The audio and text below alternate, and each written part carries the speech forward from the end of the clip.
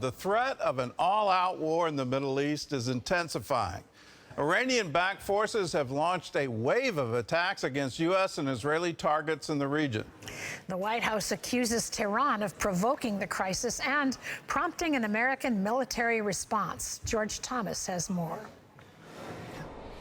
The Islamic mullahs in Tehran have dubbed it their axis of resistance. What the supreme leader there calls his ring of fire around Israel is to build up these terror groups, these proxies for Iran, to do the fighting for Iran so that Iran doesn't have anybody come knocking on its doorstep. Since Hamas attacked Israel on October 7th, Iranian proxies in Lebanon, Syria, Iraq, and Yemen have dramatically upped their strikes against Israel and U.S. interests in the region. Iran didn't arm and equip and train and finance the Houthis, Hamas, Hezbollah, Shia militia groups in Iraq to use these resources for their own benefit at their own discretion. Iran did all that so it would have a capability through its proxies to act as it's acting now. The U.S. responding with attacks on the proxy militias. We have taken military action against sites in Iraq and Syria that are also tied to the IRGC, which supports these militias. We have said quite clearly that we hold Iran responsible for the groups, the proxies that it supports and that it provides weapons to. Iran's Revolutionary Guard forces in just the past week have also launched direct attacks on 3 of their close neighbors, Iraq, Syria, and Pakistan. These multiple flashpoints now causing concern of a much broader conflict pitting Iran and its allies against Israel and the United States. It just shows just how dangerous the situation is in the wider Middle East. It's all part of their strategy, but ultimately, they want us to be fighting these tentacles so that we get bogged down and distracted.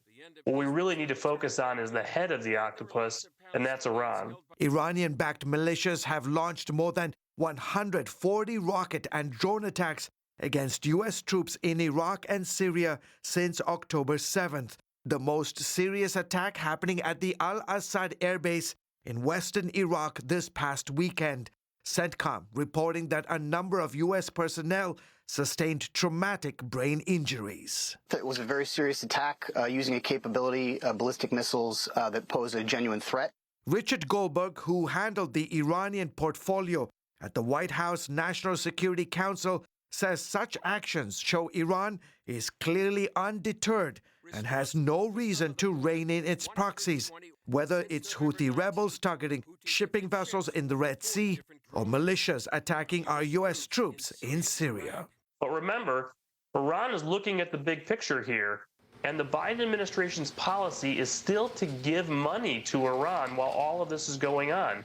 We have $10 billion flowing from a Biden sanctions waiver today that the Iranians are benefiting from. George Thomas, CBN News.